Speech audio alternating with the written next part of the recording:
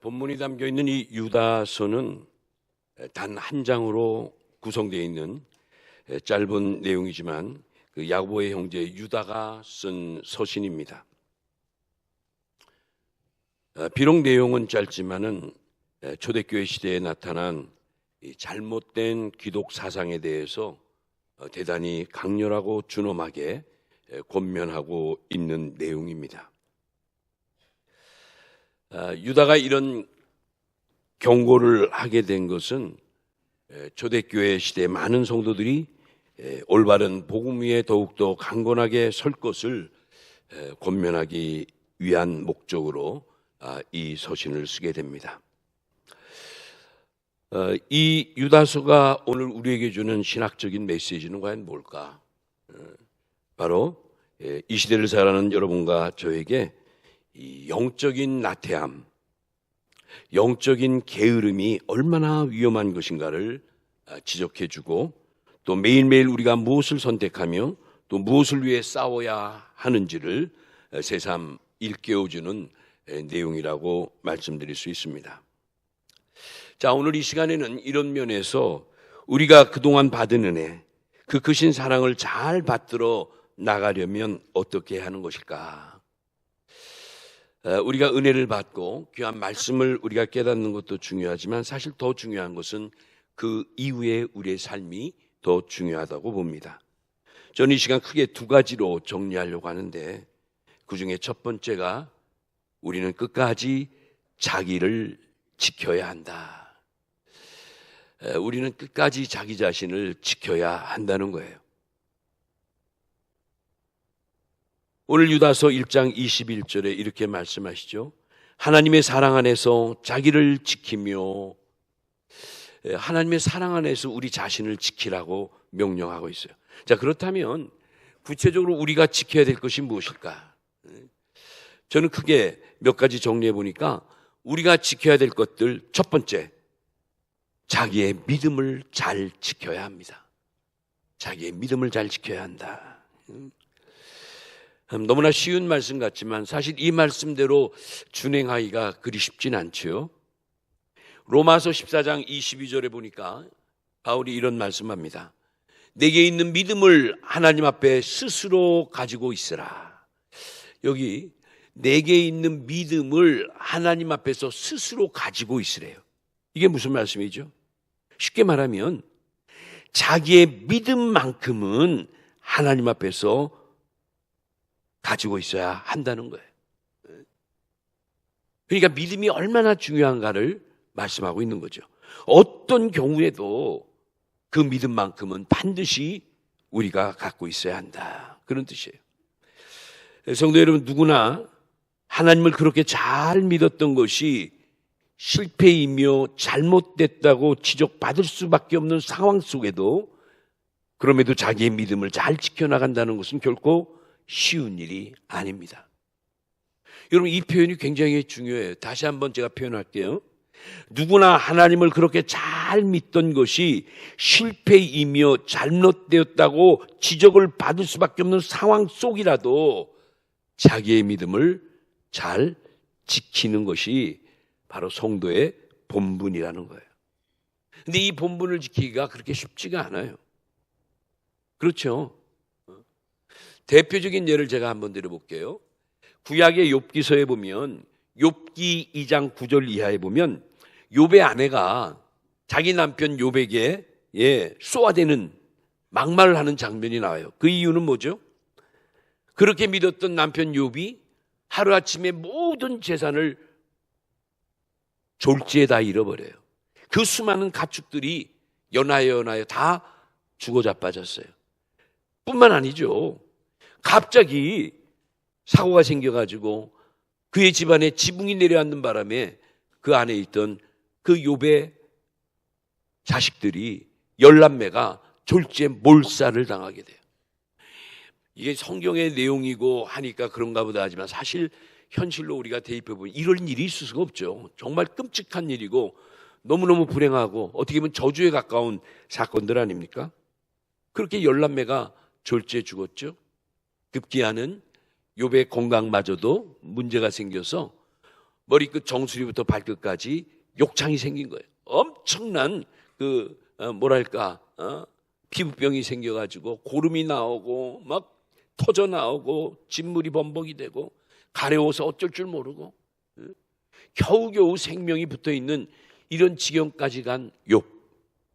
이 모든 사실을 옆에서 목격했던 그의 아내가 드디어 한마디 한 거예요. 당신이 그래도 자기 신앙이 온전함을 굳게 지키느냐? 그래도 너가 하나님이 살아계시다고 그 하나님을 믿고 있느냐? 그러면서 뭐래죠? 오히려 너의 하나님을 저주하고 죽어버리라. 참. 이 성경에 그렇게 써 있지만은 정말 우리가 그 말씀을 읽으면 어떻게 보면 정말 살벌하죠. 이 아내의 말을 공동 번역으로 다시 한번 읽어보면 이래요. 당신은 아직도 고집쟁이요 요지부동하구나. 하나님을 용이나 하고 죽으십시오. 막말이고 저주에 가까운 말 아닙니까? 아내가 아무리 화가 나도 남편에게 이 정도의 말을 하면 웬만한 남편 가만히 있겠어요? 난리가 났겠죠. 근데 이때 욥은 그 아내의 말을 듣고 조용히 생각을 합니다. 그리고 그 아내에게 나지막히 답변을 해요. 여보, 우리가 지금까지 살아올 동안 하나님께 얼마나 많은 복을 받았어. 이렇게 우리 생명이 부재하는 것도 얼마나 큰 축복이야. 이 많은 복을 받았는데 그래도 화도 우리의 삶 가운데 틈탈 수 있지 라고 하면서 그 욥은 모든 일에 그의 입술로 하나님을 그렇죠, 욕하지 아니하고 영광 돌리는 이러한 거룩한 입술을 지켰다는 거예요. 놀라운 욥의 신앙이죠. 그래서 욥기 2장 10절 보면 제가 드린 말씀, 이 욥의 신앙을 한번 보세요. 이 말을 들은 남편 욥이 이런 말을 했어요. 욥기 2장 10절 우리 다 같이 시작. 그가 이르되 그대의 말이 한 어리석은 여자의 말 같도다. 우리가 하나님께 복을 받았은즉 화도 받지 아니하겠느냐 하고 이 모든 일에 욥이 입술로 범죄하지 아니하리라. 야, 참 여러분, 우리가 참 욥과 같은 믿음을 가져야 되죠. 아멘. 정말 그렇게 돼야 되죠. 그런데 그게 그렇게 쉽지가 않아요. 그래서 고린도전서 15장 58절 같은 데 보면 이렇게 말씀하죠. 우리가 어떤 경우에든지 어떤 처지에든지 이 참된 성도는 견실하며 흔들리지 말며 항상 주의 일에 힘쓰는 자가 되어야 된다고 성경은 그렇게 우리에게 말씀하시는 거예요. 얼마나 감사한 일이에요. 믿음을 지킬 줄 알아야 돼요. 상황에 따라 내 믿음이 흔들리면 안 된다는 거예요.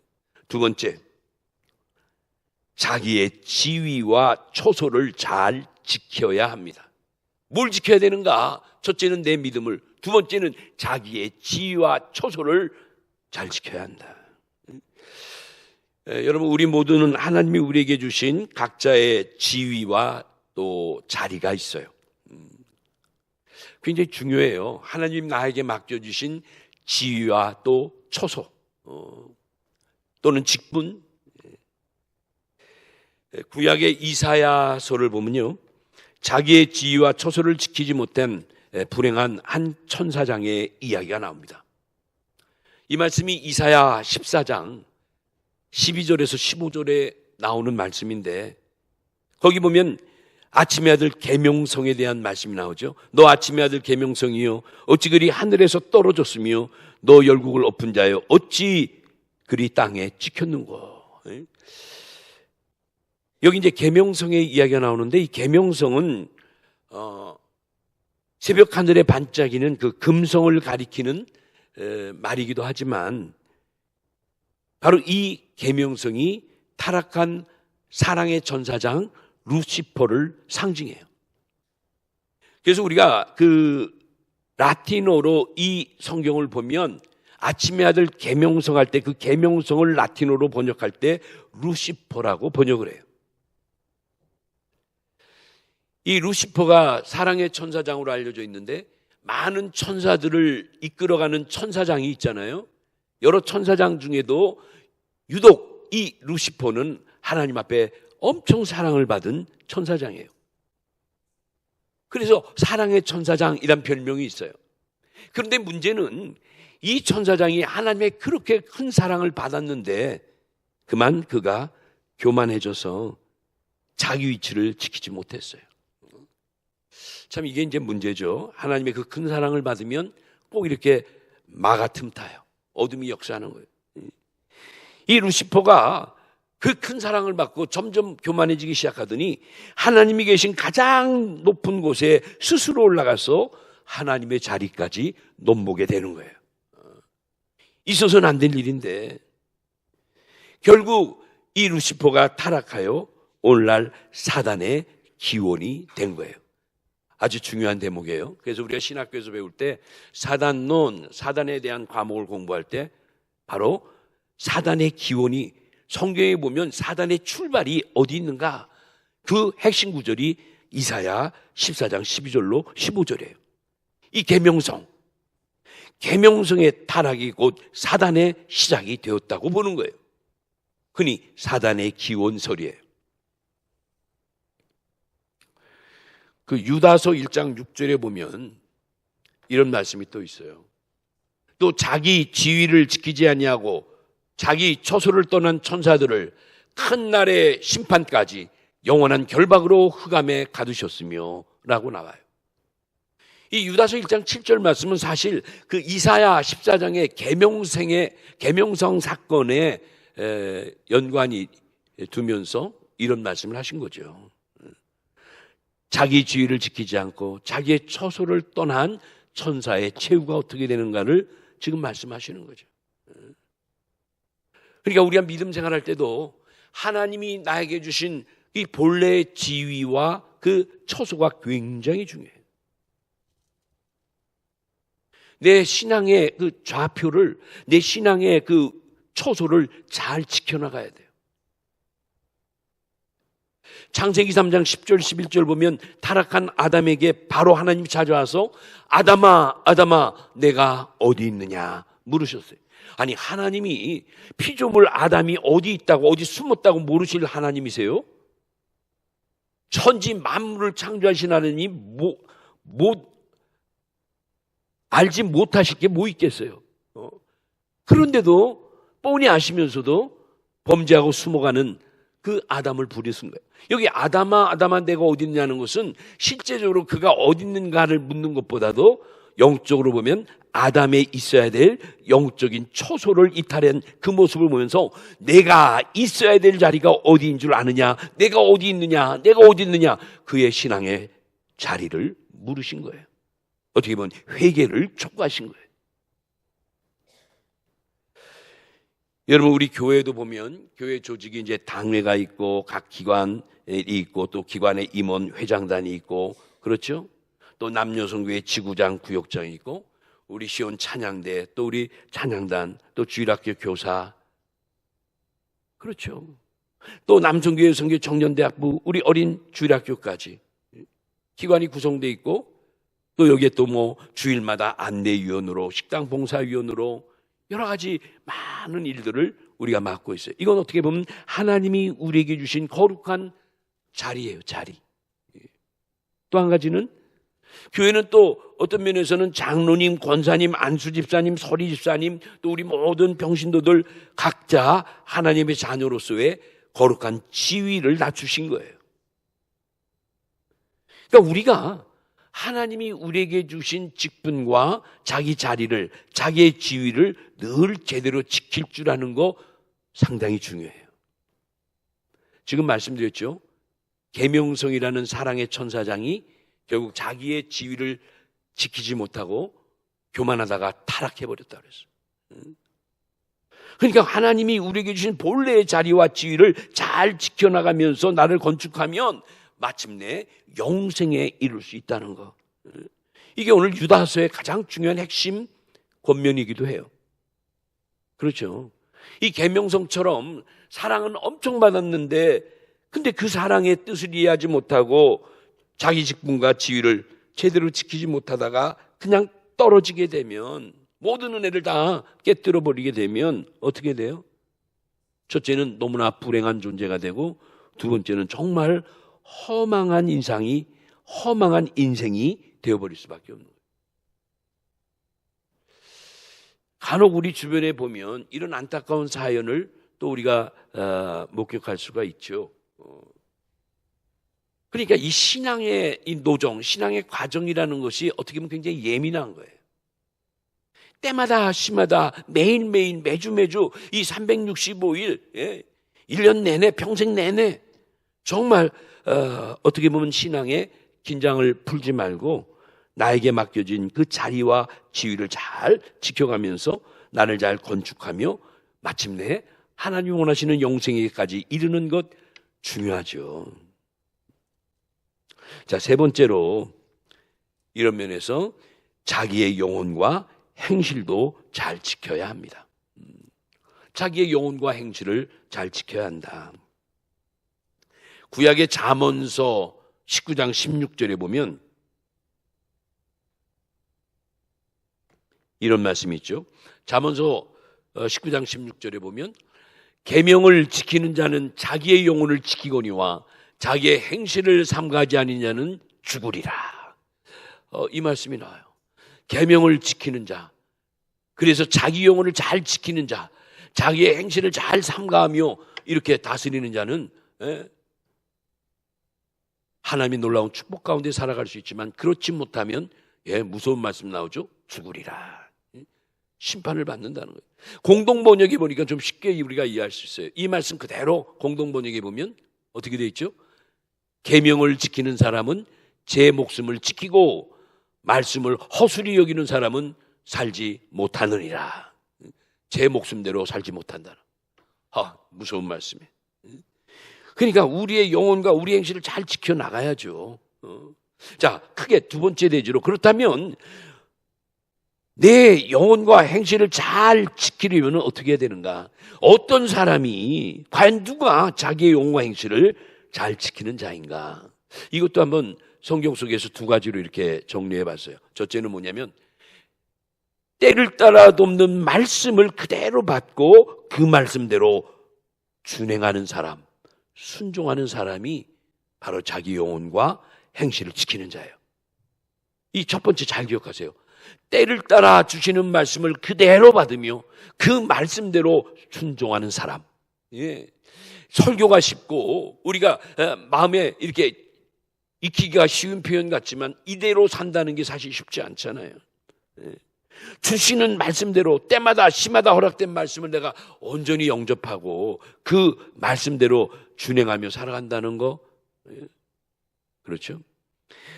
조금 전에 잠언서 19장 16절에 그 말씀이 있었잖아요. 계명을 지키는 자는 자기의 영혼을 지킬 수 있느니라. 그 계명이 하나님 말씀이거든요. 우리가 구약 성경의 창세기 6장부터 9장까지 나오는 아담의 10대 손 노아의 사적을 보더라도 그 노아의 사적 가운데 그 창세기 6장과 9장에 제일 많이 반복되는 단어 중에 하나가 준행하였더라. 여러분 따라합시다. 준행하였더라. 이 준행하였더라는 동사가 계속 나와요. 이게 뭐냐면 노아는 하나님의 말씀을 그대로 순종했더라. 준행하다. 지키고 행했다는 거예요. 어렵고 힘든 명령인데 쉽지 않은 명령인데도 노아는 하나님의 말씀이라 믿고 그 계명을 다 지켜나갔다는 거예요. 그게 노아의 훌륭함이에요. 또 하나 시편 119편 11절에 보면 내가 주께 범죄치 아니하여 주의 말씀을 나의 마음에 두었나이다. 시편 기자는 아주 이런 표현을 했어요. 내가 주님께 범죄하지 아니하려고 하나님의 말씀을 항상 내 마음에 간직하고 있었대요. 내 마음에 두었나이다. 여기 주의 말씀을 나의 마음에 두었다는 표현이 참 감동적이죠. 이 말씀이 사실 굉장히 의미가 있어요. 주의 말씀이 내 마음에 간직되어진 것, 바로 이걸 가리켜서 우리는 우리 기독교의 신앙의 전제다. 이렇게 좀 어렵게 표현해요. 신앙의 전제. 여러분 전제라는 것은 그 한자로 볼 때 어떤 기본적인 조건이나 기준을 가리켜서 우리가 전제 그래요. 그럼 우리 기독교 신앙의 전제는 뭘까? 바로 이거예요. 다시 말하면 하나님의 말씀으로만 우리 인간은 하나님 앞에 설 수 있고 그 말씀으로만 우리가 의로워질 수 있다는 이 사상이 우리 기독교의 중심된 사상인 거예요. 여러분 믿습니까? 그래서 우리 기독교를 무슨 종교? 말씀의 종교 이렇게 말하는 거예요. 하나님의 말씀으로만 우리가 하나님 앞에 나갈 수 있는 거예요. 그 어떠한 인간의 행위나 그 어떠한 방법을 총동원하더라도 우리가 의로워질 수 없고 하나님을 가까이 갈 수가 없어요. 이건 하나님의 주권적인 역사인데 바로 그것이 하나님의 말씀의 놀라운 역할인 거예요. 이게 이제 우리 기독교 신앙의 전제예요, 전제. 그래서 이런 자세, 이렇게 항상 하나님의 말씀만이 나를 지키고 나를 살릴 수 있다는 그 믿음이 바로 오늘 시편 기자가 주의 말씀을 내 안에 두었으며 라는 말씀 속에 담겨 있는 거예요. 이런 면에서 정말 우리는 하나님의 말씀이 나의 마음속에, 내 삶 속에 간직되어 있는가 한번 생각해 볼 필요가 있죠. 자기 영혼과 행실을 지키는 자는 두 번째 뭐냐? 죽게 피하는 자라고 성경은 말씀해요. 죽게 피하는 자가 자기의 영혼과 행실을 지키는 자라.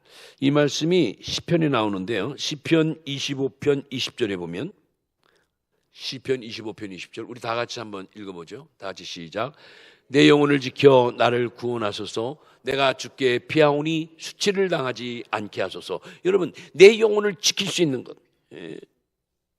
그리고 내가 구원받을 수 있는 것 뭐예요? 우리가 죽게 피할 때 죽게 피하오니 수치를 당하지 않게 하소서.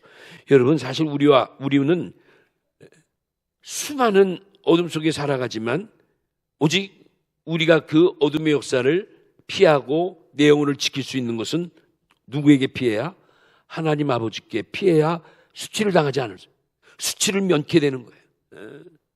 시편 121편 7절에도 보면 여호와께서 너를 지켜 모든 환난을 면케하시며 내 영혼을 지키시리로다 말씀하잖아요. 하나님이 나를 지켜주는 거예요. 하나님이 내 영혼을 지켜주시는 거예요. 하나님만이 우리의 환난을 면케해 주실 수 있는 거예요. 그러니까 우리가 정말 하나님 앞에 살아가는 삶, 하나님 말씀으로만 살아가는 삶을 살아가야 되는 거예요. 너무나 귀한 말씀이죠.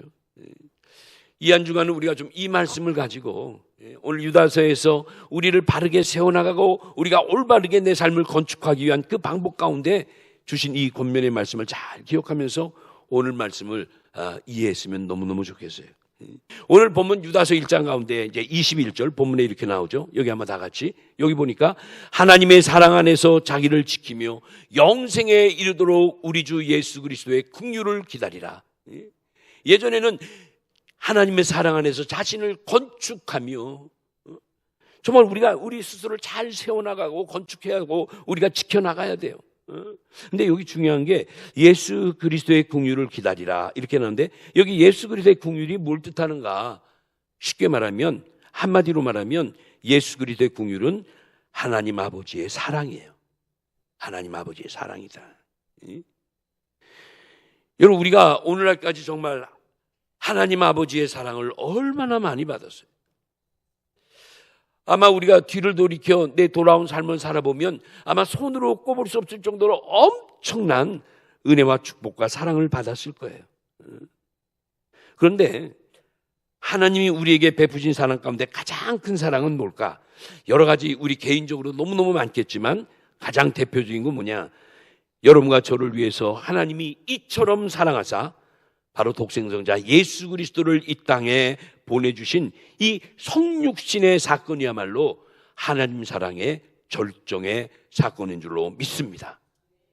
요한복음 1장 14절 말씀대로 말씀이 육신이 되어 우리에게 찾아오신 것이야말로 하나님 사랑의 절정이에요. 그래서 우리가 구속사적으로 보면 이 성육신의 사건이 하나님의 구속사의 정점이요 성취다 이렇게 말할 수 있는 거죠. 성육신의 사건이 하나님 구속사의 정점이요 구속사의 성취의 사건이다 이렇게 표현해도 되는 거예요.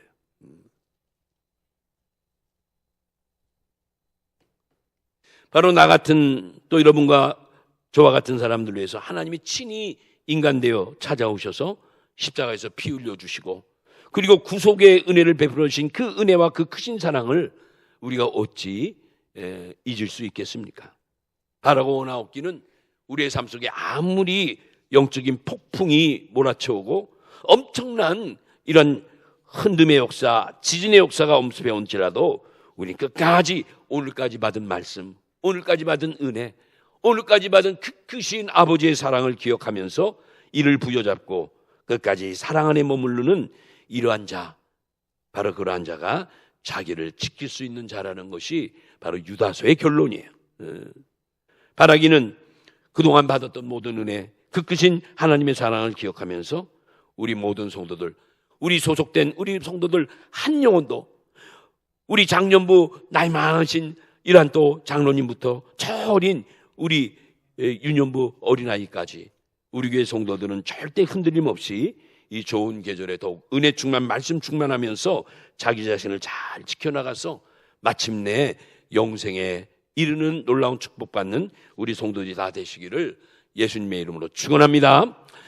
이제 다 같이 한 구절 읽고 마치려고 합니다. 바로 고린도후서 4장 8절로 10절 말씀 읽고 마치도록 합니다. 우리 다 같이 한번 고린도후서 4장 8절로 10절 여러분 꼭 기억하시고 한 주간 이 말씀 붙들면서 승리한 여러분 되시기 바랍니다. 우리 다 같이 한번 앞을 보면서 이 구절 읽겠어요. 큰 소리 다 같이 읽어봅시다. 시작.